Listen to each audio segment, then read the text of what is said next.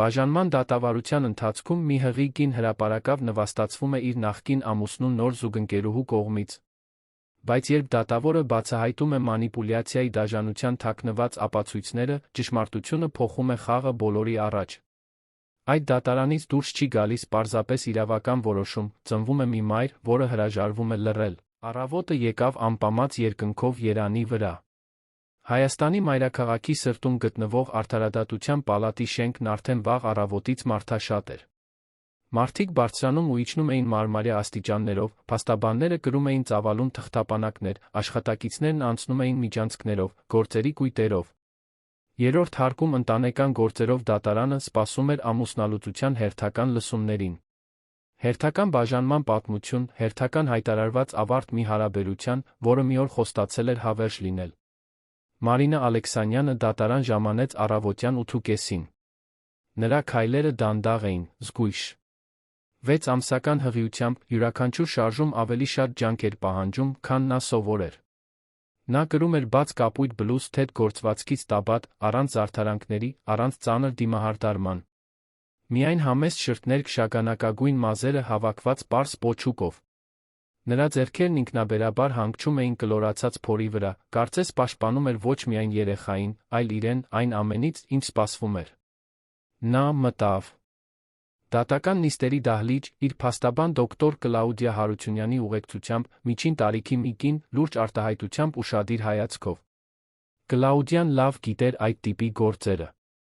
Նա տեսել էր այդքան շատ կանանց նույն դիրքում, բախվելով ոչ միայն ամուսնության լուծարմանը, այլ հրապարակային նվաստացմանը, էմոցիոնալ լքմանը։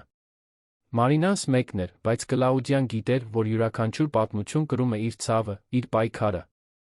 Մարինան ընտրեց առաջին շարքի նստարաններից մեկը, սեղանին մոտ, որտեղ նստելու էին փաստաբանները։ Սենյակը դեռ դատարկ էր, բայց շուտով կսկսեր լցվել։ Նա խորը շունչ քաշեց, զգալով իրավիճակի ծանրությունը։ Այնտեղ, այդ սառը պաշտոնական տարածքում, որոշվելու էր իր սպասվող երեխայի ապագան։ Այնտեղ որոշվելու էր, արդյոք նա խաղաղություն կունենա, թե կշարունակի լինել հարձակումների, մանիպուլյացիաների թիրախ։ Այնտեղ, այն մարդը, ով մի օր երդվել էր սիրել նրան, կփորձեր դատավորին համոզել, որ նա անկայուն է, չափազանցված, անկարող։ Րոպեները դանդաղ անցան։ Մարինան դիտում էր յուրաքանչյուր մարդու, ով մտնում էր։ Ոմանք փաստաբաններ էին, ովքեր Կլաուդիային ողջունում էին համեստ ժեստերով։ Ուրիշներն հետաքրքրասերներ էին, մարդիկ, ովքեր հաճախում էին հանրային լսումներ, ինչպես մեկը, ով ներկա է ներկայացման։ Կային նա տեղի լրագրողներ, որոնց գրավել էր գործի վերջին շաբաթների արձագանքը։ Ի վերջո, ամեն օր չէ, որ քաղաքի հայտնի գործարարը ներգրավվում էր դավաճանության հղի կնոջը լքելու սկանդալի մեջ։ Մարինան փորձեց չմտածել այդ մասին։ Փորձեց չանհանգստանալ դատող հայացքներից, ցածր շշուկներից, այն զգացումից, որ իրեն դիտում են, կարծես թանգարանային ցուցանմուշ լիներ։ Բայց դժվար էր։ Շատ դժվար։ Հենց այդ ժամանակ նա լսեց բարձրակրունկների ձայնը, որը արձագանքում էր միջանցքում։ Ռիթմիկ, չափավոր, կանխամտածված ձայն։ Մարինան զգաց, որ ստամոքսը սեղմվում է։ Նա գիտեր, թե ով է նա, նախքան նրան տեսնելը։ Նա ճանաչում էր այդ քայլվածքը, շրջապատում իրեն պարտադրելու այդ ձ, նկատվելու այդ անհրաժեշտությունը։ Ջեսիկա Մուրադյանը սենյակ մտավ այնպես, ինչպես բեմ է մտնում։ Նա կրում էր կարմիր, մարմինը գրկող զգեստ, սրունքներով բարձրակրունկն է։ Կատարյալ սանրված շիկահեր մազերը իջնում էին ուսերին։ Նրա շրթունքները ներկված էին վառ կարմիրով, որը համապատասխանում էր զգեստին։ Նա կրում էր ֆիրմային պայուսակ ցուցադրում էր վստահ, գրեթե ամբարտավան ժպիտ։ Նրա աչքերը սահեցին սենյակով մինչ Մարինային գտնելը։ Եվ երբ գտան, ժպիտն ընդլայնվեց։ Նա միտումնավոր քայլեց դեպի այնտեղ, որտեղ նստած էր Մարինան։ Այնտեղով անցնելու կարիք չկար, բայց Ջեսիկան պնդեց։ Նա կանգնեց նստարանի կողքին, նայեց Մարինայի փորին, թատերականորեն հառաչեց։ Այսօր ինչպիսի շոկ է, չէ՞, ասաց Ջեսիկան, ձեռքով օդ շարժելով։ Պատկերացնում եմ, թե որքան դժվար է ձեզ համար, այսպես հղի։ Երի հոգնած եք։ Մարինան չպատասխանեց։ Նա աչքերը հառած պահեց առաջ, ձեռքերը դեռ փորի վրա։ Դոկտոր Կլաուդիան նրա կողքին խիստ հայացք նետեց Ջեսիկային, բայց նույնպես ոչինչ չասաց։ Նա գիտեր, որ ցանկացած արձագանք հենց այն էր, ինչ Ջեսիկան ցանկանում էր։ Ճիշտ է, որ հղի կանայք շատ հուզական են դառնում, շարունակեց Ջեսիկան, անմեղություն ծածնելով։ Լսել եմ, որ ամեն ինչ դրամա է դառնում։ Մի լաց այստեղ, մի ճգնաժա։ Այնտեղ։ Դժվար է զգացմունքները վերահսկել, պատկերացնում եմ։ Սենյակում որոշ մարդիկ սկսեցին ուշադրություն դարձնել։ Ցածր շշուկները դադարեցին։ Բոլորը ցանկանում էին տեսնել, թե ինչ կլինի։ Մարինան խորը շունչ քաշեց, զգալով, որ արցունքները գոյանում են աչքերում, բայց թույլ չտվեց, որ դրանք թափվեն։ Նա Ջեսիկային այդ բավարարությունը չէր տա։ Ջեսիկան թեթակի թեքվեց, ավելի մոտենալով։ Գիտեք, Մարինա, ես պարզապես ցանկանում էի, որ իմանայիք, որ իմ կողմից ոչ մի վրդովմունք չկա։ Ինչ որ եղավ ձեր Ռոդրիգի միջ, բնական էր։ Մարդիկ հեռանում են, երբ այլս կապ չունեն։ Ոչ ոքի մեղքը չէ։ Մարինան մի պահ փակեց աչքերը։ Նա զգաց, որ զայրույթը բարձրանում է, տաք շնչահեղձ անող, բայց այն իր մեջ պահեց։ Սա ժամանակը չէր։ Ոչ այնտեղ։ Ավելին, Ջեսիկան բարձրացրեց ձախ ձեռքը, ցուցադրելով ադամանդե մատանի, որը փայլում էր լյումինեսցենտ լամպերի լույսի ներքո։ Ռոդրիգն ինձ սա տվեց երեկ։ Գեղեցիկ է, չէ՞։ Նա ասաց, որ ցանկանում էր, որ ես ինձ հատուկ զգայի։ Եվ ես զգում եմ։ Շատ հատուկ։ Դոկտոր Կլաուդիան դիպավ Մարինայի թին, լուր աջակցու։ Թյան ժեստով։ Մարինան բացեց աչքերը, առաջին անգամ հայացքը հառեց Ջեսիկային։ Նրա աչքերը լցված էին արցունքներով, բայց նրա արտահայտությունը պարտության չէր։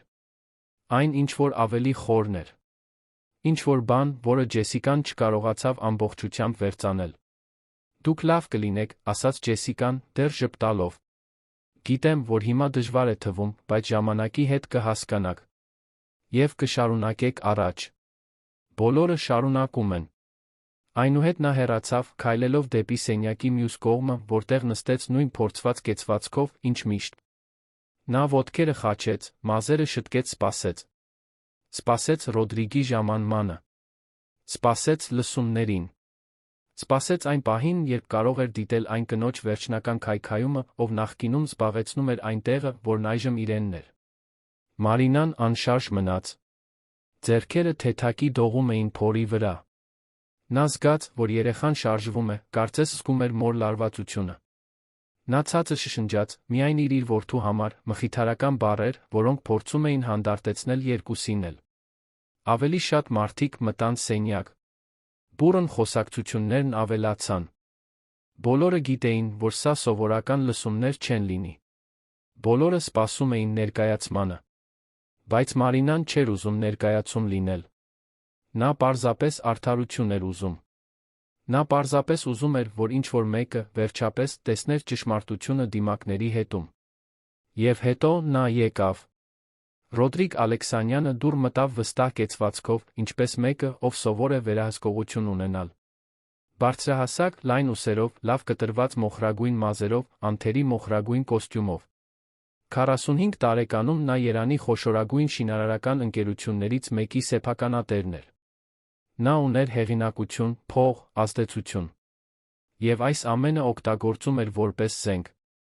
Նա ողջունեց որոշ ծանոթների, ժեստերով, բարեհամբույր ժպիտներով։ Նա չնայեց Մարինային։ Անցավ նրա կողքով, կարծես նա գոյություն չուներ, կարծես այն հղի կինը, ով նստած էր նստարանին, նույնը չէր, ում հետ նա կիսել էր 15 տարվա կյանքը։ Նա ուղղակիորեն գնաց դեպի այնտեղ, որտեղ Ջեսիկան էր, նստեց նրա կողքին, արագ համբուրեց նրա այտը։ Ժեստը կանխամտածված էր։ Հրապարակային։ Հայտարարություն։ Մարինան հայացքը շեղեց։ Նա չէր կարողանում տեսնել։ Նա չէր կարողանում զգալ այն դանակահարությունը, որը դա ներկայացնում էր։ Դոկտոր Կլաուդիան բացեց իր թղթապանակը, սկսելով վերանայել փաստաթղթերը, պատրաստվելով այն ամենին, ինչ սպասվում էր։ Նա գիտեր, որ պայքարը դաժան կլինի։ Նա գիտեր, որ Ռոդրիգը ջանք չի խնայի հաղթող դուրս գալու համար։ Բայց նա գիտեր, որ իր ձեռքերում ուներ մի բան, որը Ռոդրիգը չգիտեր։ Մի բան, որը կարող էր ամբողջովին փոխել այդ լսումների ընթացքը։ Մի քանի րոպե էր մնացել մինչ սկիզբը։ Սենյակը գրեթե լցված էր։ Մթնոլորտը խիտ էր, լի սպասումով լարվածությամբ։ Մարինանս մեկ անգամ փակեց աչքերը լուր աղոթք արեց։ Նա ուժ խնդրեց։ Նա քաջություն խնդրեց։ Նա խնդրեց, որ ճշմարտությունը վերջապես բացահայտվի։ Որովհետև այնտեղ երանում այդ անպամած առավոտին ոչ միայն ամուսնալուծություն էր որոշվելու։ Այնտեղ որոշվելու էր, արդյոք մի կին իրավունք կունենա վերակառուցել իր կյանքը նրանից հեռու, ով այն ոչնչացրել էր։ Այնտեղ որոշվելու էր, արդյոք երեխան կմեծանա խաղաղության, թե մշտական մանիպուլի։ Ացիայի միջավայրում։ Այնտեղ որոշվելու էր, արդյոք արդարությունն իսկապես գոյություն ունի, թե այն պարզապես մեկ գեղեցիկ բառ է, առանց իրական իմաստի։ Սենյակում տիրող հանկարծակի լռությունը խախտվեց կողքի դռան բացվելու ձայնով։ Բոլորն ինքնաբերաբար ոտքի կանգնեցին։ Դոկտոր Հենրիկ Դավթյանը մտավ սենյակ, վստահ քայլերով հանդիսավոր կեցվածքով։ Նա 60 տարեկան մի տղամարդ էր, հետ սանրված մոխրագույն մազերով, համեստ շրջանակով ակնոցներով արտահայտությամբ, որը խառնում էր լրջությունն ու կարեկցանքը։ Դատական համակարգում 28 տարվա կարիերան նրան սովորեցրել էր մարդկանց կարդալ, նկատել ճշմարտությունների քողարկված ստերը, բացահայտել լավ մշակված ելույթների տակ թաքնված մանիպուլյացիաները։ Նա քայլեց դեպի կենտրոնական սեղանը, նստեց իր աթոռին, շտկեց ակնոցները, արագորեն դիտելով շրջապատը։ Նրա աչքերը սահեցին ներկաների դեմքերով։ Նա նկատեց օդի լարվածությունը, կծկված արտահայտությունները, ոմանց վատ քողարկված անհարմարությունը։ Նա հատկապես նկատեց հղի կնոջը, ով նստած էր առաջին նստարաններին, ձեռքերը պաշտպանական դրված փորի վրա կարմրած աչքերով, ով պայքարում էր արցունքները զսպելու համար։ Նա նկատեց մյուս կնոջը, կարմիր հագուստով, չափազանց վստահ ժպիտով, դատարանում գտնվելու համար։ Բարի առավոտ բոլորին, ասաց դատավորը, նրա խորը ձայնը արձագանքում էր սենյակում։ Մենք այստեղ ենք թիվ 3416-ը, 2024 գործով ամուսնալուծության լսումների համար։ Հայցվոր՝ Ռոդրիկ Հենրիկ Ալեքսանյան։ Պատասխանող՝ Մարինա Սանտոս Ալեքսանյան։ Խնդրում եմ, որ բոլորը լռություն պահպանեն ընթացակարգերի ընթացքում։ Ցանկացած ոչ պատշաճ դրսևորում կհանգեցնի անձի անհապաղ հեռացմանը սենյակից։ Սա արդարության տարածք է, ոչ թե ներկայացման։ Հաղորդագրությունը պարզ էր ուղիղ։ Որոշ հետաքրքրասերներ անհարմար նստեցին նստարաններին։ Ջեսիկան պահպանեց ժպիտը, բայց նրա հայացքում ինչ-որ բան մի վայրկյան տատանվեց։ Թող փաստաբանները ներկայանան, շարունակեց դոկտոր Հենրիկը։ Ռոդրիգի կողմից ոտքի կանգնեց մուգ կապույտ կոստյումով, անթերի փողկապով կաշվե թղթապանակով տղամարդ։ Դոկտոր Ալբերտ Մանուկյանը, ներկայացնելով հայցվոր Ռոդրիկ Հենրիկ Ալեքսանյանին, ձերդ գերազանցություն։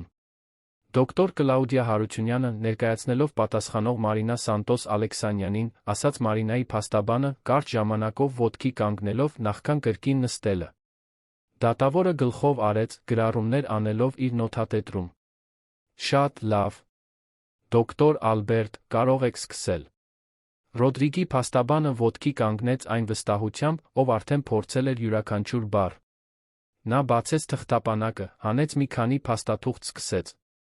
Ձերդ գերազանցություն, իմ հաճախորդը այս հայցով փնտրում է կոնսենսուալ ամուսնալուծություն, ամուսնության ընթացքում ձեռք բերված գույքի արդար բաժանմամբ, դեռ չծնված որդու այցելությունների կարգավորմամբ։ Ցանկանում եմ շեշտել, որ պարոն Ռոդրիկ Ալեքսանյանը միշտ եղել է օգտակար ամուսին նվիրված ապագա հայր։ Այնուամենայնիվ, ամուսնական հարաբերություններն անտանելի են դարձել անհաշտելի տարաձայնությունների պատճառով։ Իմ հաճախորդը պատրաստ է ֆինանսապես համագործակցել երեխայի բոլոր կարիքների համար, ցանկանում է պահպանել առողջ ներկա հարաբերություններ, անչափահասի կյանք։ Մարինան զգաց, որ զայրույթը եռում է իր ներսում։ Անհաշտելի տարաձայնություններ։ Կարծես բաժանման պատճառը ինչ-որ վերացական բան լիներ, ինչ-որ բան առանց անվան կամ դեմքի։ Կարծես այնտեղ նստած չլիներ կարմիր հագուստով մի կին, ով մատանին ցուցադրում էր որպես նվաճման գավաթ։ Դոկտոր Կլաուդիան ոտքի կանգնեց։ Ձերդ գերազանցություն, հարգանքով, ես պետք է վիճարկեմ հայցվորի պաշտպանության կողմից ներկայացված պատմությունը։ Սա կոնսենսուալ ամուսնալուծության դեպք չէ։ Տիկին Մարինան համաձայն չէ պարոն Ռոդրիգի կողմից առաջարկվող պայմաններին, հատկապես խնամակալության այցելությունների վերաբերյալ։ Մենք ապացույցներ ունենք, որ հայցվորի կողմից առաջարկվող միջավայրը հարմար չէ երեխայի էմոցիոնալ բարեկեցության համար։ Դոկտոր Ալբերտը աննկատ աչքերը թարթեց։ Ձերդ գերազանցություն, պատասխանողի պաշտպանությունը փորձում է իմ հաճախորդին ներկայացնել որպես չարագործ, երբ իրականում նա պարզապես մի մարդ է, ով որոշել է առաջ շարժվել այն հարաբերությունների ավարտից հետո, որոնք այլս չէին աշխատում։ Դրանում ոչ մի վատ բան չկա։ Հղի կնոջը։ Լքելու մեջ ոչ մի վատ բան չկա, հակադարձեց Կլաուդիան, իր ձայնը ամուր վերահսկված։ Այդ կնոջը նվաստացուցիչ արժանապատվությունը նսեմացնող իրավիճակների ենթարկելու մեջ ոչ մի վատ բան չկա։ Առարկություն, ձերդ գերազանցություն, դոկտոր Ալբերտը բարձրացրեց ձայնը։ Պատասխանողի պաշտպանությունը փորձում է դիմել հույզերին, առանց կոնկրետ փաստեր ներկայացնելու։ Կոնկրետ փաստեր հենց այն են, ինչ մենք ունենք, պատասխանեց Կլաուդիան, բացելով իր թղթապանակը հանելով հաստ ծրար։ Եվ մենք մտադիր ենք դրանք ներկայացնել համապատասխան պահին։ Դատավորը ձեռքը բարձրացրեց, լռություն խնդրելով։ Կարգուկանոն, խնդրում եմ։ Եկեք պահպանենք քաղաքավարությունը։ Դոկտոր Ալբերտ, շարունակեք ձեր ելույթը։ Փաստաբանը գլխով արեց։ Ինչպես ասում էի, ձերդ գերազանցություն, իմ հաճախորդը գիտակցում է իր պարտականությունները։ Նա տեղյակ է, որ ամուսնության ավարտը տեղի է ունեցել նուրբ պահին, բայց դա նրան չի դարձնում բացակա կամ անպատասխանատու հայր։ Ավելին, ցանկանում եմ կանչել պարոն Ռոդրիգին, իր ցուցմունքը տալու համար։ Ռոդրիգը ոտքի կան։ Գնեց քայլեց դեպի վկաների համար նախատեսված տարածքը։ Նա երթում տվեց նստեց, շտկելով կոստյումը հաշվարկված շարժումներով։ Նրա դեմքը լուրջ, գրեթե զղջացող արտահայտություն ուներ, կարծես կրում էր դժվար որոշման ծանրությունը։ Պարոն Ռոդրիգ, սկսեց դոկտոր Ալբերտը, կարող եք դատավորին բացատրել, թե ինչն է հանգեցրել ամուսնության ավարտին։ Ռոդրիգը հառաչեց, կարծես դա ցավալի հարց լիներ։ Դժվար էր, դոկտոր։ Շատ դժվար։ Մարինան ես 15 տարի միասին էինք։ Մենք կյանք կառուցեցինք, պատմություն։ Բայց վերջին ամիսներին ես նկատեցի, որ ինչ-որ բան փոխվել է։ Մենք այլս չէինք խոսում։ Նա միշտ զայրացած էր, միշտ դժգոհ։ Ես փորձեցի, իսկապես փորձեցի պահպանել ամուսնությունը, բայց հասավ մի կետի, երբ հասկացա, որ ինձ վատ եմ անում, շարունակելով մի հարաբերությունում, որտեղ այլս սեր չկար։ Մարինան բռունցքները սեղմեց։ Յուրաքանչյուր բառ խնամքով մշակված սուտ էր։ Յուրաքանչյուր նախադասություն իրականության աղավաղում էր։ Եվ երբ իմացաք հղիության մասին, հարցրեց փաստաբանը։ Ես ուրախացա, իհարկե, Ռոդրիգը անմիջապես պատաս խանեց։ Միշտ ուզել եմ հայր դառնալ։ Բայց նա անհանգստացա։ Մարինան էմոցիոնալ առումով անկայուն էր։ Ամեն ինչ վեճի պատճառ էր։ Նա ամեն ինչ չափազանցված էր մեկնաբանում։ Ես սկսեցի վախենալ նրա երեխայի բարեկեցության համար։ Անկայուն, Կլաուդիան ոտքի կանգնեց։ Ձերդ գերազանցություն, կարող եմ հարցեր տալ վկային։ Կարող եք, համաձայնեց դատավորը։ Կլաուդիան քայլեց դեպի Ռոդրիգը, նրա աչքերը հառած նրա աչքերին։ Պարոն Ռոդրիգ, դուք պնդում եք, որ ձեր կինը էմոցիոնալ առումով անկայուն էր։ Հարաբերությունների ավարտի վերջին ամիսներին։ Ինչի՞։ Հիման վրա եք այդպես մտածում։ Ինչպես ասացի, ամուսնության վերջին ամիսներին։ Հետաքրքիր է, Կլաուդիան թերթեց մի քանի թուղթ։ Որովհետև տիկին Մարինայի բժշկական գրառումների համաձայն նա երբեք չի ախտորոշվել որևէ տեսակի էմոցիոնալ անկայունությամբ։ Իրականում նրա մանկաբարձը հաստատում է, որ նա հոգեբանորեն առողջ է, ընդունակ է երեխա խնամելու։ Ես չասացի, որ նա ախտորոշվել է, Ռոդրիգը արագ շտկեց։ Ես ասացի, որ նա անկայուն էր գործում։ Դա տարբեր է։ Հասկանալի է։ Եվ այդ անկայունությունն ինչպես էր դրսևորվում։ Ռոդրիգը մի վայրկյան տատանվեց։ Նա շատ էր լաց լինում։ Դառնում էր պարանոիկ։ Կարծում էր, որ ես նրանից բաներ եմ թաքցնում։ Եվ թաքցնում էիք, հարցրեց Կլաուդիան, իր ձայնը հանգիստ, բայց թափանցող։ Չգիտեմ, թե ինչի մասին եք խոսում։ Կվերածակերպեմ, Կլաուդիան վերադարձավ իր սեղանին, վերցրեց մեկ այլ փաստաթուղթ։ Պարոն Ռոդրիգ, ամուսնության վերջին 6 ամիսների ընթացքում դուք արտամուսնական հարաբերություններ ունեցել եք։ Ամբողջ սենյակը շունչը պահեց։ Ջեսիկան ոտքերը բացեց թեթակի առաջ թեքվեց։ Ռոդրիգը պահպանեց իր վերահսկվող արտահայտությունը, բայց նրա աչքերը դավաճանեցին զայրույթի կայծ։ Ես Մարինան արդեն էմոցիոնալ առումով բաժանված էինք, նա պատասխանեց, խոսքերը խնամքով ընտրելով. Այն, ինչ տեղի ունեցավ դրանից հետո, չպետք է դավաճանություն համարվի։ Հետո Կլաուդիան հոնքը բարձրացրեց.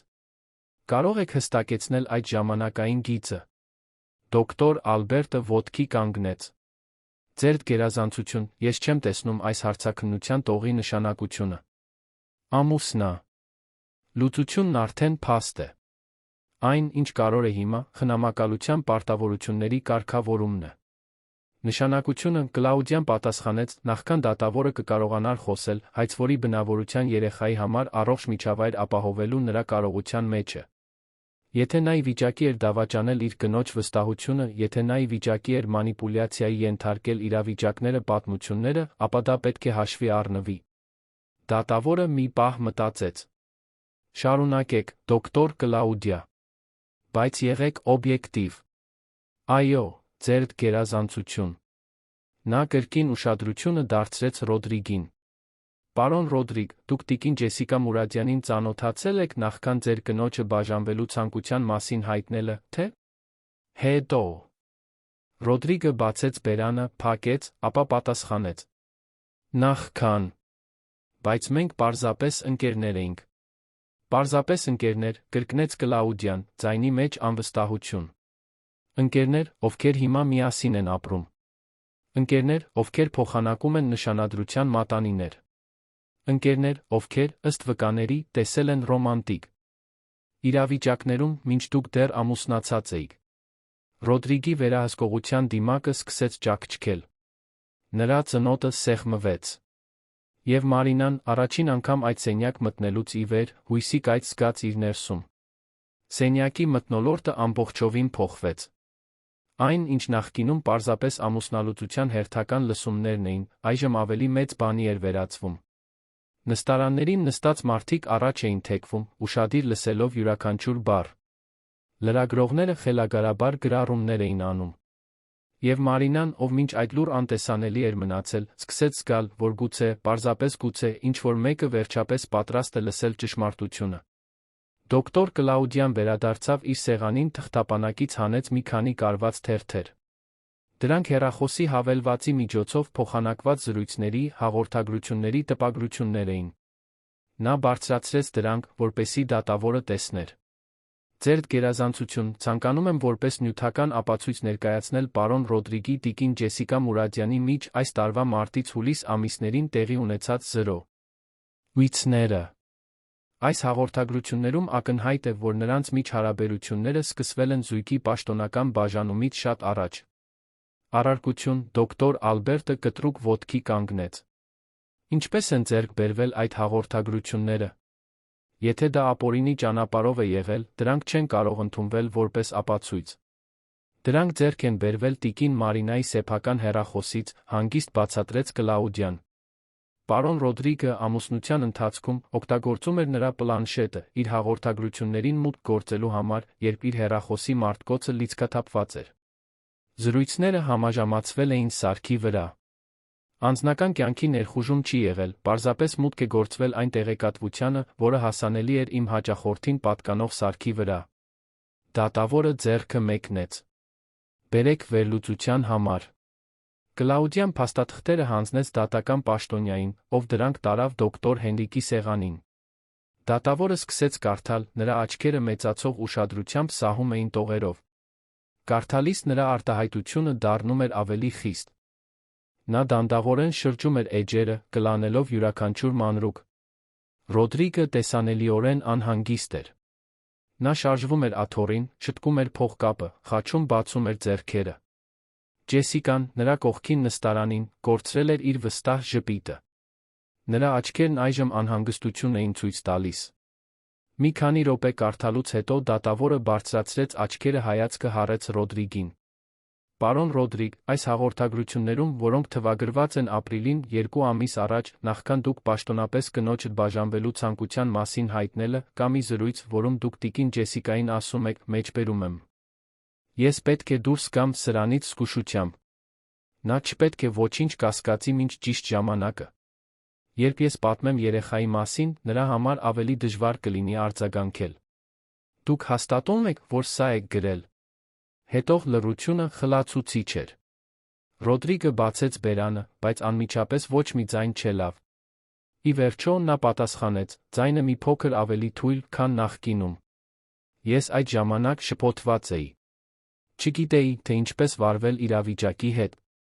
Շփոթված, կրկնեց դատավորը, նրա ձայնը թերահավատություն էր արտահայտում։ Դուք չեք թվում շփոթված այս հաղորդագրություններում, պարոն Ռոդրիգ։ Դուք բավականին վճռական եք թվում։ Կա նույնիսկ մի զրույց, որտեղ դուք տիկին Ջեսիկան քննարկում եք երեխայի խնամակալության մանրամասները, նախքան նույնիսկ երեխայի ծնվելը։ Սա ինձ խորապես անհանգստացնում է։ Դոկտոր Կլաուդիան օգտվեց պահից։ Ձեր գերազանցություն, ցանկանում եմ կանչել տիկին Ջեսիկա Մուրադյանին, ցուցմունք տալու։ Դատավորը գլխով արեց։ Տիկին Ջեսիկա, խնդրում եմ, մոտեցեք ցուցմունք տալու համար։ Ջեսիկան մի պահ տատանվեց, բայց ընտրություն չկար։ Նա ոտքի կանգնեց, շտկեց կարմիր զգեստը, քայլեց դեպի վկաների համար նախատեսված վայրը։ Նա երթուն տվեց, նստեց, փորձելով վերականգնել այն հանգստությունը, որը ցուցադրել էր սենյակ մտնելիս։ Դոկտոր Կլաուդիան ժամանակ չկորցրեց։ Տիկին Ջեսիկա, դուք պարոն Ռոդրիգին ծանոթացել եք ինչ հանգամանքներում։ Մենք ընկերներ ենք մի քանի տարի, պատասխանեց Ջեսիկան, ձայնը ամուր, բայց ոչ այնքան վստահ, որքան նախկինում։ Ես նրան ծանոթացա գործնական միջոցառման ժամանակ։ Եվ երբ այդ ընկերական հարաբերությունները դարձան ռոմանտիկ։ Ջեսիկան մազերը հետ գցեց, ավտոմատ թվացող ժեստ, վերահսկողության ճակատը պահպանելու փորձ։ Նրանից հետո, երբ նա Մարինան որոշեցին բաժանվել։ Ռոդրիգը դիմեց ինձ, որովհետև էմոցիոնալ առումով ցնցված էր։ Ես պարզապես աջակցություն առաջարկեցի։ Աջակցություն, արձագանքեց Կլաուդիան։ Ինչպիսի՞։ Աջակցություն, կոնկրետ։ Զրույց, ընկերակցություն։ Նա դժվար պահեր էր ապրում։ Կլաուդիան վերցրեց մեկ այլ փաստաթուղթ։ Մայիսի հաղորդագրություններում դուք պարոն Ռոդրիգին գրել եք. Երբ վերջնականապես ազատվես նրանից, մենք կկարողանանք ապրել այնպես, ինչպես միշտ ցանկացել ենք։ Կարող եք բացատրել, թե ինչ նկատի ունեիք ազատվել նրանից ասելով։ Ջեսիկան թեթակի գունատվեց։ Ես նկատի ունեի, երբ ամուսնալուծությունը պաշտոնապես կձակերպվի։ Ոչ ավելին։ Միայն դա Կլաուդիան շարունակեց։ Որովհետև մեկ այլ հաղորդագրությունում թվագրված հունիսին դուք պարոն Ռոդրիգին առաջարկում եք, որ նա պետք է կասկածի տակ դնի տիկին Մարինայի մտավոր կարողությունը երեխային խնամելու համար։ Ինչու՞։ Մի ընկերուհի, ով պարզապես էմոցիոնալ աջակցություն է առաջարկում, կմիջամտի նման առաջարկներին։ Ես անհանգստանում էի նրա համար, Ջեսիկան հակադարձեց, ձայնի մեջ պաշտպանողական երանգ։ Մարինան նրան խելագարի էր վերածում իր մեղադրանքներով։ Նա դավաճանություն էր տեսնում այնտեղ, որտեղ չկար։ Դա պարանոյա էր։ Մարինան զգաց, որ արցունքները վերադառնում են, բայց այս անգամ դրանք ցավի չէին։ Դրանք վրդովմունքի էին։ Նրան ամիսներ շարունակ պարանոիկ էին անվանել։ Ռոդրիգը նրան համոզել էր, որ նա բաներ է պատկերացնում, որ իր տես։ Ած նշանները իր անվերահսկելի հորմոնների արդյունքն էին։ Եվ հիմա, այնտեղ, բոլորի առջ, ապացույցը, որ նա երբեք ոչինչ չէր պատկերացրել։ Պարանոյա, ասաց Կլաուդիան, նրա ձայնը կտրուկ։ Հետաքրքիր է, որ դուք այդ բառն եք օգտագործում։ Որովհետև այստեղ ներկայացված ապացույցների համաձայն տիկին Մարինան բոլոր պատճառներն ուներ կասկածելու համար։ Դուք այդպես չեք կարծում։ Ջեսիկան անմիջապես չպատասխանեց։ Նրա աչքերը փնտրեցին Ռոդրիգի աչքերը, կարծես ուղղորդում էր փնտրում։ Նա հայացքը շեղեց։ Տիկին Ջեսիկա, դատավորը միջամտեց, ցանկանում եմ, որ պատասխանեք փաստաբանի հարցին։ Ես պարտավոր չեմ բացատրել իմ զգացմունքները, Ջեսիկան ասաց, ձայնը կրկին ամբարտավան երանգ ստացավ։ Ռոդրիգը ընտրեց լինել ինձ հետ։ Դա պետք է ամեն ինչ ասի։ Իրականում, դոկտոր Կլաուդիան հակադարձեց, այն, ինչ սա ասում է, այն է, որ պարոն Ռոդրիգը որոշում է կայացրել, մինչդեռ ամուսնացած էր, օգտագործել է խորամանկություններ, այդ որոշումը իր հղի կնոջից թաքցնելու համար։ Սա ոչ միայն անբարոյական է, այլ դաժան։ Առարկություն, դոկտոր Ալբե։ ՌՏ գրեթե բղավեց։ Փաստաբանը բարոյական դատողություններ է անում, ոչ թե իրավական։ Հիմնավորված է, ասաց դատավորը։ Դոկտոր Կլաուդիա, կենտրոնացեք փաստերի վրա։ Այո, ձերդ գերազանցություն։ Նա կրկին ուշադրությունը դարձրեց Ջեսիկային։ Տիկին Ջեսիկա, դուք ներկա եղել եք որևէ պահի, երբ տիկին Մարինան նվաստացվել կամ անհարգալից վերաբերմունքի է արժանացել։ Ջեսիկան հոնքերը գնճռեց։ Չգիտեմ, թե ինչի մասին եք խոսում։ Թույլ տվեք թարմացնել ձեր հիշողությունը, Կլաուդիան վերցրեց մեկ այլ թուղթ։ Վկաները պնդում են, որ անցյալ շաբաթ օրը, երբ տիկին Մարինան գնացել էր պարոն Ռոդրիգի հետ բնակվող տանից իր որոշ իրեր վերցնելու, դուք ներկա էիք նսեմացնող մեկնաբանություններ էիք արել նրա ֆիզիկական տեսքի էմոցիոնալ վիճակի վերաբերյալ։ Սա ճիշտ է։ Ես իմ տանն էի, Ջեսիկան պատասխանեց, գզակը բարձրացնելով։ Ես իրավունք ունեմ ասելու, թե ինչ եմ մտածում։ Ձեր տոնը, Մարինան չկարողացավ զսպել իրեն։ Բառը դուրս եկավ որպես ցավալի շշուկ, բայց բավականաչափ բարձր, սենյակում շատերի համար լսելի լինելու համար։ Դա նրա տունն էր։ Այն տունը, որը նա օգնել էր կահավորել, զարդարել, տուն դարձնել։ Եվ հիմա Ջեսիկան այն իրենն էր անվանում։ Դատավորը կրկին ուշադրությունը դարձրեց Մարինային։ Նա տեսավ ցավը նրա դեմքին։ Նա տեսավ ձեռքերը, որոնք դողում էին փորի վրա։ Նա տեսավ մի կնոջ, ով մասնատվում էր, փորձում էր ամբողջական մնալ իր կրած երեխայի համար։ Տիկին Ջեսիկա, ասաց դատավորը, նրա ձայնն այժմ ավելի ամուր, ցանկանում եմ շատ պարզ բան ասել։ Այս դատարանը բեմ չէ գերազանցության կամ նվաստացման ցուցադրությունների համար։ Եթե դուք վիրավորական մեկնաբանություններ եք արել տիկին Մարինային, դա հաշվի կառնվի իմ որոշման մեջ։ Դեռ չծնված երեխան արժանի է մեծանալու հարգանքի, ոչ թե թշնամանքի մթնոլորտում։ Ջեսիկան բացեց բերանը պատասխանելու համար, բայց դատավորի խիստ հայացքը ստիպեց նրան վերանայել։ Նա լռեց։ Կարող եք վերադառնալ ձեր տեղը, ասաց դոկտոր Հենրիկը։ Ջեսիկան ոտքի կանգնեց, վերադարձավ Ռոդրիգի կողքի նստարանին։ Բայց հաղթական տեսքը, որը նա ցուցադրել էր սենյակ մտնելիս, ամբողջովին անհետացել էր։ Հիմա կար վախ։ Եվ Մարինան, առաջին անգամ ամիսների ընթացքում զգաց, որ մենակ չէ այդ պայքարում։ Դոկտոր Կլաուդիան շրջվեց դեպի այնտեղ, որտեղ նստած էր Մարինան։ Նրանց աչքերը հանդիպեցին լուռ փոխըմբռնման պահին։ Ժամանակն էր։ Այն պահը, որից Մարինան վախեցել էր, միաժամանակ ցանկացել էր։ Հնարավորություն վերջապես խոսելու, բառերով արտահայտելու այն ամենը, ինչ նա ամիսներ շարունակ պահել էր իր ներսում։ Ձերդ գերազանցություն, ասաց Կլաուդիան, ցանկանում եմ կանչել տիկին Մարինա Սանտոս Ալեքսանյանին իր ցուցմունքը տալու համար։ Մարինան խորը շունչ քաշեց։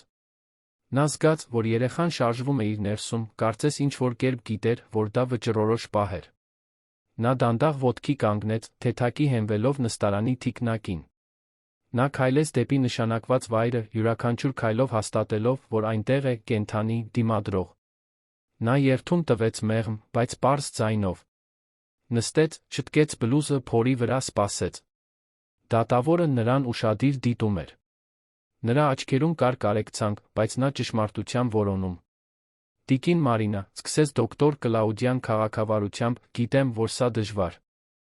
պահ է։ Բայց ես պետք է, որ դուք ձեր սեփական բառերով պատմեք, թե ինչ եք ապրել վերջին ամիսներին։ Մարինան նայեց իր ձեռքերին։ Դրանք դողում էին։ Նա դրանք միմյանց մեջ հյուսեց, փորձելով ամրություն գտնել։ Այնուհետ նա վեր նայեց, դեպի մարդաշատ սենյակը։ Նա տեսավ Ռոդրիգին, ով հայացքը շեղում էր։ Նա տեսավ Ջեսիկային, ով նրան էր նայում վատ քողարկված արհամարհանքով։ Նա տեսավ հետաքրքրասերներին, լրագրողներին, անծանոթներին։ Եվ որոշեց, որ այլս չի հոգում, թե ինչ կմտածեն իր մասին։ Ես փորձեցի, սկսեց նա, նրա ձայնն ավելի ամուր էր, քան սպասում էր։ Ամիսներ շարունակ ես փորձեցի փրկել իմ ամուսնությունը։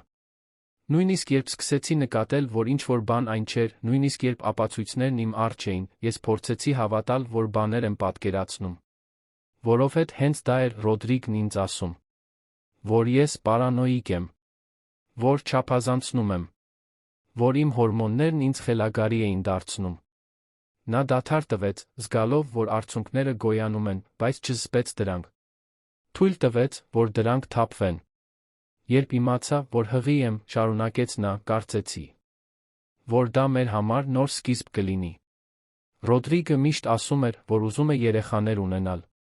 Այսպիսով ես նրան պատմեցի այդքան հույսով, այդքան ուրախությամբ։ Եվ նա ժպտաց, գրկեց ինձ, ասաց, որ ուրախ է։ Բայց նույն գիշերը ես տեսա, թե ինչպես է նա հաղորդագրություններ ուղարկում ինչ-որ մեկին։ Երբ հարցրի, թե ով է, նա ասաց, որ աշխատանք է։ Երբ պնդեցի, նա բարկացավ։ Ասաց, որ ես վերահսկող եմ, կասկածամիտ։ Մարինան արցունքները մաքրեց ձեռքի ետով։ Ես սկսեցի այլ նշաններ նկատել։ Նա ուշ էր գալիս տուն։ Զանգեր էր շեղում, երբ ես մոտ էի։ Փոխեց հեռախոսի համակարգչի գաղտնաբառերը։ Երբ հարցրի, նա մեղադրեց ինձ, որ չեմ վստահում նրան։ Ասաց, որ իսկական կին չի հետի ամուսնուն։ Ինձ մեղավոր զգալ տվեց օրինական կասկածներ ունենալու համար։ Սենյակում բացարձակ լռություն էր։ Մարինայի յուրաքանչյուր բառ արձագանքում էր մի ծանրությամբ, որը գերազանցում էր իրավականը։ Դա բազմաթիվ կանանց պատմությունն էր, ովքեր լռեցվել էին, անվավերացվել էին, ստիպված էին զգալ, որ իրենց իրականության ընկալումը կարևոր չէ։ Նա սկսեց վերահսկել փողը, նա բացա։ Հայտեց, այս մասը հատկապես ցավոտ էր։ Մենք ունեինք համատեղ հաշիվ, բայց նա դա փոխեց։ Ասաց, որ քանի որ ես հղի եմ այլս չեմ աշխատում, ավելի կազմակերպված կլինի, եթե նա հոգա ֆինանսների մասին։ Ամեն անգամ, երբ ես պետք է ինչ-որ բան գնեի, պետք է խնդրեի։ Պետք է հիմնավորեի։ Եվ եթե նա կարծում էր, որ դա անհրաժեշտ չէ, պարզապես ասում էր ոչ։ Ռոդրիգը անհարմար շարժվեց նստարանին։ Դոկտոր Ալբերտը կատաղի գրում էր իր նոթատետրում։ Իմ ընկերները սկսեցին հեռանալ, Մարինան շարունակեց։ Եվ միայն հետո հասկացա, թե ինչու։ Ռոդրիգը նրանց պատմում էր, որ ես էմոցիոնալ առումով անկայուն եմ հղիության պատճառով։ Որ անիմաստ բաներ եմ ասում։ Որ ավելի լավ է ինձ տարածություն տալ։ Նա ինձ մեկուսացրեց։ Եվ այնպես արեց, որ թվա, թե դա իմ իսկ բարօրության համար էր։ Նա հիմա ուղիղ նայեց Ռոդրիգին։ Երբ վերջապես իմացա Ջեսիկայի մասին, երբ կոնկրետ ապացույցներ ունեցա, ես բախվեցի քեզ հետ։ Եվ գիտես, թե ինչ ասացիր։ Որ ես նոպա եմ ունենում։ Որ հղի կանայք հուզական են դառնում, բաներ են տեսնում, որոնք գոյություն չունեն։ Դու ինձ ստիպեցիր հավ ատալ, որ ես խելագարվել եմ։ Որ խնդիրը ես էի, ոչ թե դու։ Մարինա, Ռոդրիգը սկսեց խոսել, բայց դատավորը ձեռքը բարձրացրեց, լռեցնելով նրան։ Դուք հնարավորություն կունենաք պատասխանելու, պարոն Ռոդրիգ։ Հիմա տիկին Մարինայի խոսելու ժամանակն է։ Մարինան գլխով արեց, շնորհակալություն հայտնելով դատավորին։ Երբ նա վերջապես խոստովանեց, որ ամուսնալուծություն է ուզում, դա կարևոր բժշկական խորհրդատվությունից 3 օր առաջ էր։ Բժիշկը հղիության մեջ փոքր բարդություն էր հայտնաբերել, խնդրել էր խուսափել սթրեսից։ Ռոդրիգը դա գիտեր։ Բայց մինույն է, նա ընտրեց այդ պահը, ասելու, որ հեռանում է։ Ասաց, որ այլս չի սիրում ինձ, որ գտել է մեկին, ով ավելի լավն է, մեկին, ով իսկապես երջանկացնում է իրեն։ Արցունքներն այժմ ազատորեն թափվում էին, բայց Մարինան չէր կանգնում։ Նա այդ օրը հեռացավ տնից։ Ինձ մենակ թողեց, հղի, վախեցած։ Եվ հաջորդ օրը, երբ գնացի բժշկի, ճնշումս շատ բարձր էր։ Ստիպված էի դեղորայք ընդունել։ Բժիշկն ասաց, որ եթե այդպես շարունակվի, կարող է վնասել երեխային։ Ես զանգեցի Ռոդրիգին, աղաչեցի, որ հանգիստ խոսենք։ Որ մեր որդու մասին մտածենք։ Նա անջատեց հեռախոսը իմ դեմքին։ Մարինան ձեռքը տարավ փորի վրայով, պաշտպանական ժեստով։ Հետագա շաբաթներին ես փորձեցի պահպանել արժանապատվությունս։ Փորձեցի ամեն ինչ միայնակ մարսել։ Բայց Ջեսիկան ինձ թույլ չտվեց։ Նա հայտնվում էր այն վայրերում, որտեղ գիտեր, որ ես կլինեմ։ Ռոդրիգի հետ լուսանկարներ էր տեղադրում սոցիալական ցանցերում, միշտ սադրիչ մակագրություններով։ Մեկնաբանում էր, թե որքան լավ է վերջապես գտնել մի տղամարդու, ով գնահատում է իրեն։ Կարծես բավական չէր, որ իմ ամուսնուն էր տարել, նա պետք է ինձ ամբողջովին ոչնչացներ։ Դոկտոր Կլաուդյան մեղմորեն մոտեցավ։ Մարինա, ինչ զգացիք, երբ իմացաք, որ պետք է բախվեք Ռոդրիգին այս լսումներում։ Վախ, Մարինան պատասխանեց առանց տատանվելու։ Շատ վախ։ Որովհետև գիտեմ, թե որքան համոզիչ է նա։ Գիտեմ, թե ինչպես է նա կարողանում ստիպել մարդկանց հավատալ իրեն։ Նա մի պատմություն է կառուցել, որտեղ ես եմ չարագործը, անհավասարակշիռ կինը, ով չի ընդունում ամուսնության ավարտը։ Եվ ես վախենում էի, որ նույնիսկ այստեղ, նույնիսկ դատավորի առջ, այդ պատմությունը կգերակշռի։ Եվ ինչ եք ակնկալում այս լսումներից, հարցրեց Կլաուդիան։ Մարինան նայեց դատավորին։ Արդարություն եմ ակնկալում։ Ես վրեժ չեմ ուզում։ Ես չեմ ուզում վնասել Ռոդրիգին։ Ես պարզապես ուզում եմ, որ իմ որդին մեծանա անվտանգ միջավայրում, հեռու մանիպուլյացիաներից, հոգեբանական խաղերից։ Ես ուզում եմ, որ նա հնարավորություն ունենա ճանաչել իր հորը, բայց չեմ ուզում, որ նա օգտագործվի որպես սակարկության առարկա կամ ինձ վերահսկելու միջոց։ Նա դադար տվեց, ապա ասաց մի բան, որը բոլորին զարմացրեց։ Եվ ես ուզում եմ, որ մյուս կանայք, ովքեր նույնի միջով են անցնում, իմանան, որ նրանք խելագար չեն։ Որ երբ զգում են, որ ինչ-որ բան այն չէ, հավանաբար այդպես է։ Որ իրենց զգացմունքներն օրինական են։ Որ նրանք արժանի են հարգանքի։ Դատավորը արագ գրում էր։ Դոկտոր Կլաուդիան համեստորեն ժպտաց, հպարտ։ Եվ Մարինան հյուծված, բայց թեթացած, զգաց, կարծես հսկայական բեռ էր վերցվել իր ուսերից։ Շնորհակալություն, տիկին Մարինա, ասաց դատավորը։ Դոկտոր Ալբերտ, ցանկանում եք հարցեր տալ վկային։ Ռոդրիգի փաստաբ։ Անը ոտքի կանգնեց։ Տիկին Մարինա, դուք չեք կարծում, որ կարող եք իրականում չափազանցնել որոշ իրադարձություններ ձեր ներկա էմոցիոնալ վիճակի պատճառով։ Նախքան Մարինան կկարողանար պատասխանել, դոկտոր Կլաուդիան միջամտեց։ Առարկություն, ձերդ գերազանցություն։ Հարցը վիրավորական է կրկնում է հենց այն էմոցիոնալ անվավերացման օրինաչափությունը, որը նկարագրել է իմ հաճախորդը։ Հիմնավորված է, ասաց դատավորը, խիստ նայելով դոկտոր Ալբերտին։ Վերաձակերպեք ձեր հարցը կամ անցեք հաջորդին։ Դոկտոր Ալբերտը տատանվեց, հասկանալով, որ Մարինային որակազրկելու ցանկացած փորձ այժմ հակարդյունավետ կլինի։ Այլ հարցեր չկան, ձերդ գերազանցություն։ Մարինան վերադարձավ իր տեղը, առաջին անգամ այդ սենյակ մտնելուց ի վեր, նա իրեն ուժեղ զգաց։ Դեռ փխրուն, դեռ վիրավոր, բայց ուժեղ։ Դատավորը թերթեց մի քանի այլ փաստաթղթեր։ Այնուհետ բարձրացրեց աչքերը, ասաց մի բան, որը բոլորի սրտերը արագացրեց։ Նախքան շարունակելը, պետք է տեղեկացնեմ, որ այս առավոտ ստացել եմ լրացուցիչ զեկույց, որը կարող եմ համարում այս գործի համար։ Մի զեկույց, որը զգալիորեն փոխում է իմ իրավիճակի ընկալումը։ Ամբողջ սենյակը շունչը պահեց։ Ռոդրիգը գունատվեց։ Ջեսիկան բռնեց նրա թը։ Եվ Մարինան, չիմանալով, թե կոնկրետ ինչ է գալու, հույսի սարսափի խառնուրդ զգաց։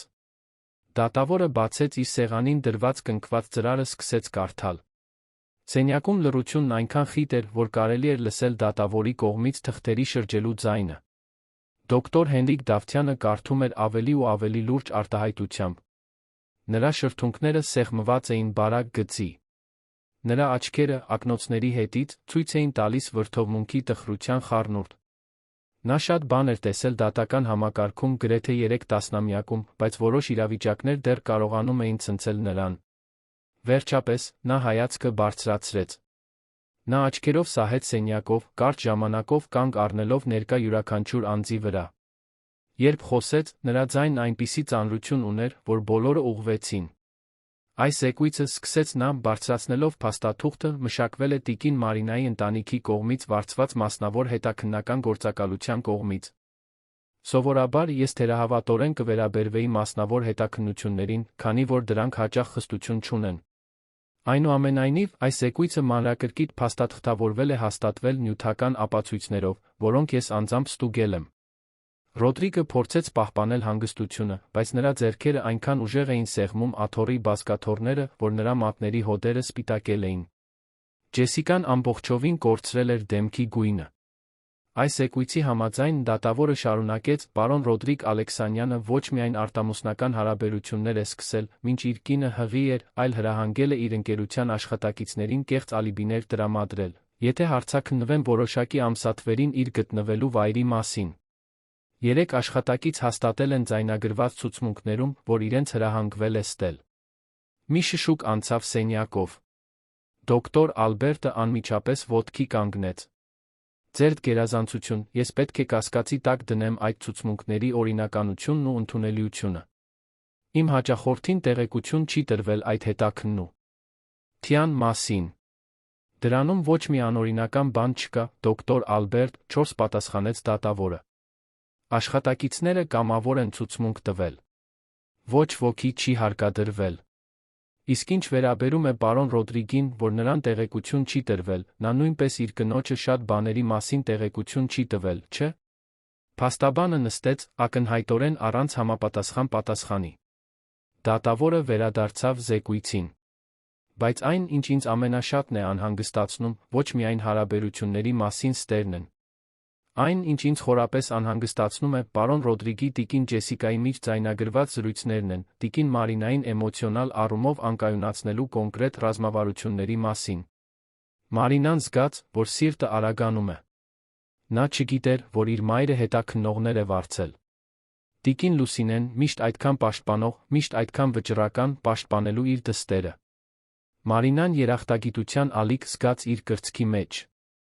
Այստեղ ես ունեմ, դատավորը վերցրեց փոքր սարք, ձայնագրություններ, օրինական ճանապարհով ստացված հանրային վայրերում տեղի ունեցած զրույցներից։ Ես կվերարտադրեմ դրանցից մեկը։ Նա սարքը միացրեց բարձրախոսին։ Ձայնը լցրեց սենյակը։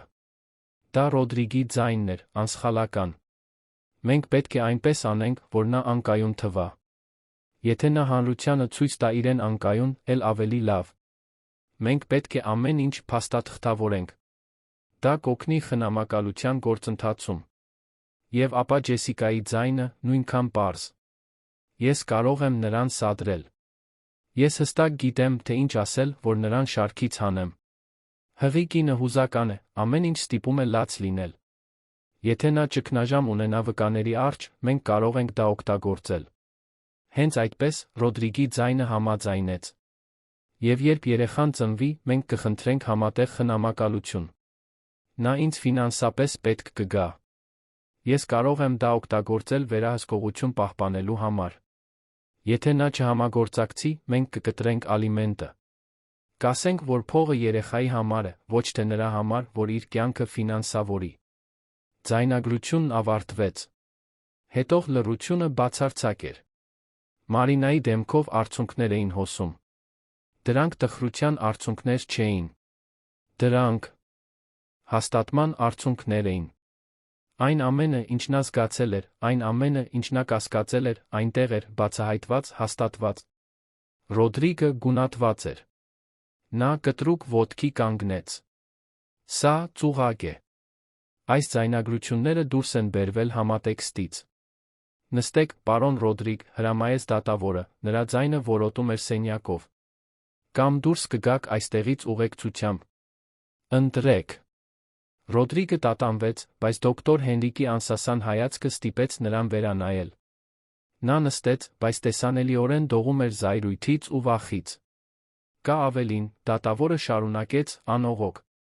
Զրույցներ, որոնցում դուք քննարկում եք տիկին Ջեսիկայի հետ, թե ինչպես կարող եք մանիպուլյացիայի ենթարկել հանրային պատմությունը, այնպես անելու համար, որ տիկին Մարինան թվա վրեժխնդիր դառնացած կին։ Հաղորդագրություններ, որոնցում տիկին Ջեսիկան առաջարկում է բամբասանքներ տարածել տիկին Մարինայի հոգեկան առողջության մասին սոցիալական շրջանակներում։ Եվ ամենալուրջը քննարկումներ, թե ինչպես կարող էին երեխային օգտագործել որպես էմոցիոնալ ֆինանսական վերահսկողության գոր։ Ծիկ։ Դատավորը հանեց ակնոցները, մաքրեց ոսպնյակները, ժեստ, որն ավելի շատ թվում էր մարդկային բնույթի հիասթափությունը մարսելու փորձ, քան իրական անհրաժեշտություն։ Նա կրկին դրեց ակնոցները, խստորեն նայեց Ռոդրիգին Ջեսիկային։ Դուք երկուսդ, ասաց նա, նրա ձայնը ցածր, բայց լի իշխանությամբ, համակարգված կերպով պլանավորել եք ոչնչացնել հղի կնոջ հոգեկան առողջությունը։ Ոչ թե անհրաժեշտությունից։ Ոչ թե պաշտպանությունից։ Այլ հարմարավետությունից։ Ձեր անձնական նպատակներին հասնելու համար։ Ջեսիկան փորձեց խոսել։ Ձեր գերազանցություն, ես երբեք չեմ ուզեցել որևէ մեկին վնասել։ Ես պարզապես։ Դուք պարզապես ինչ, դատավորը ընդհատեց նրան։ Պարզապես օգնեցիք մշակել ռազմավարություններ, հղի կնոջը տրավմայի ենթարկելու համար։ Պարզապես սադրեցիք խոցելի վիճակում գտնվող կնոջը։ Պարզապես ցուցադրեցիք ձեր անօրինական հարաբերությունների խորհրդանիշները, կարծես դրանք գավաթներ լինեին։ Ջեսիկան բացեց բերանը, բայց ոչ մի բառ դուրս չեկավ։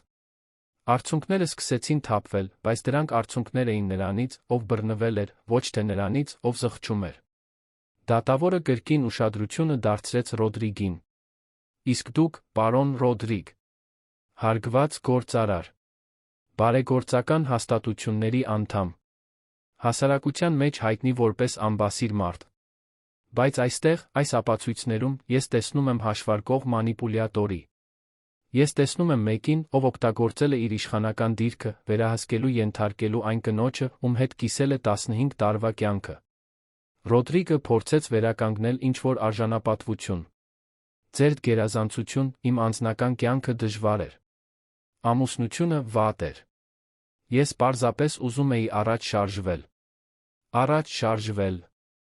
Կրկնեց դատավորը, չի ներառում նրանց ոչնչացնելը, ովքեր մնում են հետում։ Դուք ամբողջ իրավունքն ունեիք ամուսնալուծություն խնդրելու։ Ամբողջ իրավունքն ունեիք ձեր կյանքը վերակառուցելու։ Բայց դուք իրավունք չունեիք դա անել ձեր որդու մոր էմոցիոնալ, ֆիզիկական առողջության հաշվին։ Դուք իրավունք չունեիք զրպարտության հոգեբանական մանիպուլյացիայի արշավ կազմակերպելու։ Մարինան ամեն ինչ լսում էր, կարծես երազում լիներ։ Մի երազ, որտեղ առաջին անգամ ինչ-որ մեկը տեսնում էր ճշմարտությունը։ Ինչ-որ մեկը հասկանում էր։ Ինչ-որ մեկը հավատում էր նրան։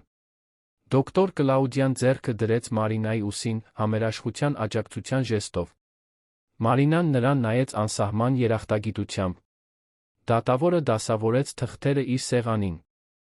Ես 30 րոպե ընդմիջում կհայտարարեմ։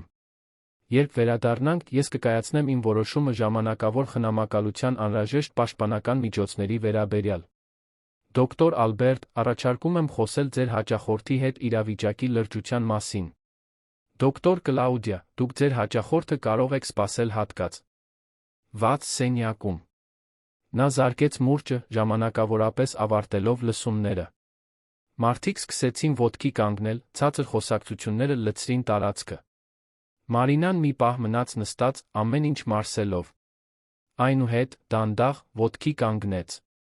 Դոկտոր Կլաուդիան գրկեց նրան։ Դուք հաջողության հասակ, Մարինա։ Հաջողության հասակ։ Տիկին Լուսինեն նույնպես միացավ գրկախառնությանը, 3 կանայք ձավորեցին ուժի համերաշխության շրջան։ Երբ Մարինան վերջապես հեռացավ գրկախառնությունից, նրա աչքերը հանդիպեցին Ռոդրիգի աչքերին։ Նա նրան էր նայում հեռվից։ Այդ հայացքում այլս ամբարտավանություն չկար։ Միայն պարտություն։ Նա դրանից հաճույք չզգաց։ Նա վրեժ չզգաց։ Նա պարզապես խորը տխրություն զգաց այն բանի համար, ինչ կարող էր լինել չեղավ։ Այն մարդու համար, ով նա կարող էր լինել չեղավ։ Բայց դա այլս նրա խնդիրը չէր։ Նա ուներ երեխա ճանապարհին։ Նա ուներ կյանք վերակառուցելու։ Նա ուներ ցավի պատմություն, որը ժամանակի բուժման հետ կվերածվեր հաղթահարման պատմության։ Եվ երբ նա դուրս էր գալիս այդ սենյակից, իր մոր փաստաբանի աջակցությամբ, Մարինա։ Նա առաջին անգամ ամիսների ընթացքում զգաց, որ ճիշտ ճանապարհի վրա է։ 3 ամիս էր անցել Արդարադատության պալատում անցկացված այդ առավոտից։ Հոկտեմբերը իր հետ բերեց հայկական գարունը, դրա հետ այն նորացումը, որին Մարինան այդքան կարիք ուներ։ Բնակարանը, որտեղ նա այժմ ապրում էր, կենտրոն թաղամասում գտնվող ավելի փոքր, բայց հարմարավետ տարածք, լցված էր կեսօրվա մեղմ լույսով։ Պատուհանից նա կարող էր տեսնել փողոցներում ծաղկող ծառերը, որոնք վառ գույներ էին բերում, հակադրվելով ասֆալտի մոխրագույնին։ Բազկաթոռի կողքի օրորոցում, որտեղ նստած էր Մարինան, քնած էր Միգելը։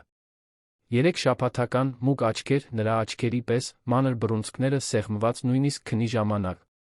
Նա աշխարհ էր եկել սեպտեմբերի մի հանգիստ առավոտյան, առողջ ուժեղ, ապացուցելով, որ հղիության բոլոր էմոցիոնալ խռովությունների չնայած, մոր սերը բավական էր նրան պաշտպանելու համար։ Մարինան դիտում էր որդուն քնած դեռ զարմանում էր այդ փոքրիկ արարածի կատարելությամբ։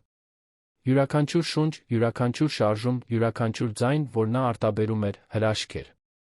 Եվ նա ամբողջությամբ իրենն էր, պաշտպանելու, սիրելու, ուղղորդելու։ Լսումներից հետո կյանքը հեշտ չէր եղել։ Առաջին օրերը լի էին հարմարումներով։ Տիկին Լուսինեն ժամանակավորապես տեղափոխվել էր բնակարան, օգնելով դստերը երեխայի ժամանման նախապատրաստական աշխատանքներում։ Միասին նրանք փոքրիկ երկրորդ սենյակը վերածեցին հարմարավետ մանկական սենյակի։ Պատերը ներկված էին բաց կապույտով, գունավոր մոբիլներ կախված էին առաստաղից, դարակներ, մանկական գրքերով, որոնք Մարինան արդեն սկսել էր կարդալ Միգելի համար ամեն գիշեր։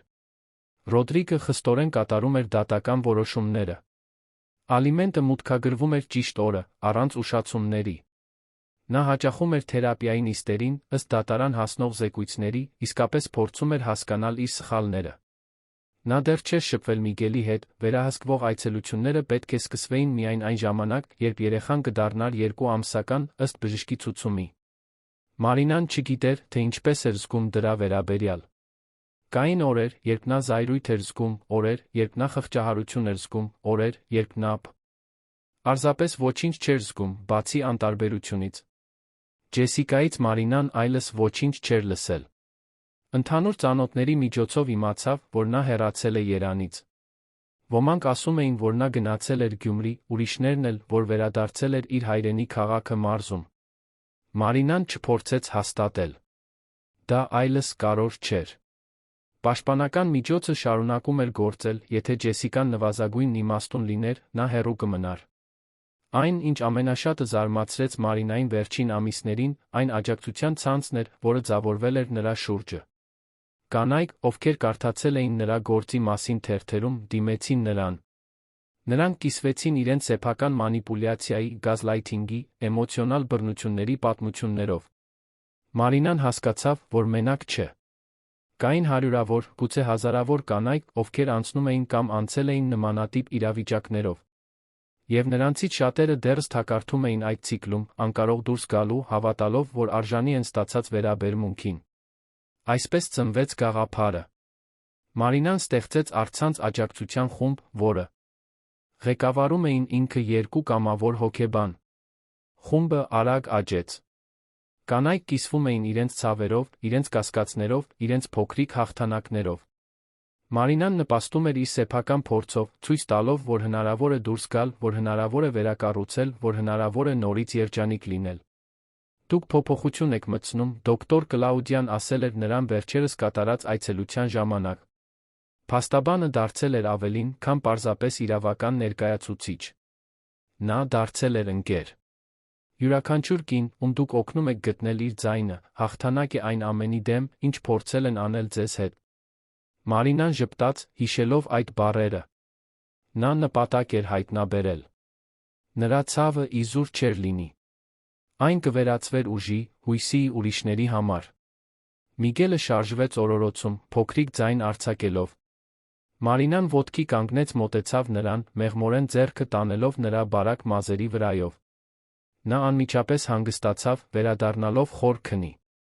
Նա ցածր շշնջաց, ինչպես անում էր ամեն գիշեր։ Դու կմեծանաս, իմանալով, որ անպայման սիրված ես։ Դու կմեծանաս։ Տեսնելով, որ կանայք ուժեղ են, որ նրանք արժանի են հարգանքի, որ նրանք չպետք է ընդունեն ավելի քիչ, քան արժանի են։ Եվ եթե մի օր դու տղամարդ դառնաս, մարդկանց հետ կվարվես այն արժանապատվությամբ, որին բոլորն արժանի են։ Որովհետև ես կսովորեցնեմ քեզ դա։ Օրեցօր, մինչ դա արմատավորվի քո էության մեջ։ Դռան մեղմ թակոցը նրան դուրս բերեց մտքերից։ Դա տիկին Լուսինեն էր, թեյի թխվածքների սկուտեղով։ Ինչպես է իմ թոռը, հարցրեց ավագ կինը, սկուտեղը դնելով կենտրոնական սեղանին քայլելով դեպի օրորոցը։ Հրեշտակի պես քնած, Մարինան ժպիտով պատասխանեց։ Ինչպես դու, երբ երեխա էիր, տիկին Լուսինեն քնքշությամբ ասաց։ Միշտ այդքան հանգիստ, այդքան անդորժ։ Նա բռնեց դստեր ձեռքը։ Ես շատ հպարտ եմ քեզանով, Մարինա։ Այն բանի համար, թե ինչ ես դարձել, ինչպես ես դիմակայել այս ամենին։ Առանց քեզ չէի կարողանա, մայրիկ, Մարինան պատասխանեց, ձեռքը հետ սեղմելով։ Դու կկարողանայիր, տիկին Լուսինեն համոզմունքով հաստատեց։ Որովհետև ուժը միշտ քո ներսում է եղել։ Ես պարզապես օգնեցի քեզ գտնել այն։ Նրանք նստեցին միասին։ Բազմոցին, թեյ խմելով, մինչ խոսում էին ապագա պլանների մասին։ Մարինան մտածում էր մի քանի ամսից աշխատանքի վերադառնալու մասին։ Նա գրականության ուսուցչուհի էր եղել մինչ Ռոդրիգի հետ ամուսնանալը, կարոտում էր դասարանը, աշակերտների հետ շփումը, երիտասարդ մտքերին ոգեշնչելու հնարավորությունը։ Իսկ Ռոդրիգը տիկին Լուսինեն զգուշորեն հարցրեց. «Մտածել ես, թե ինչպես կլինի, երբ այցելությունները սկսվեն»։ Մարինան հառաչեց. «Ամեն օր եմ մտածում դրա մասին։ Վախենում եմ, չեմ ստի։ Վախենում եմ, որ նա կփորձի մանիպուլյացիայի ենթարկել Միգելին, ինչպես փորձել է մանիպուլյացիայի ենթարկել ինձ։ Բայց դատավորը իմաստուն էր, պահանջելով վերահսկվող այցելություններ։ Եվ ես ուշադիր կլինեմ։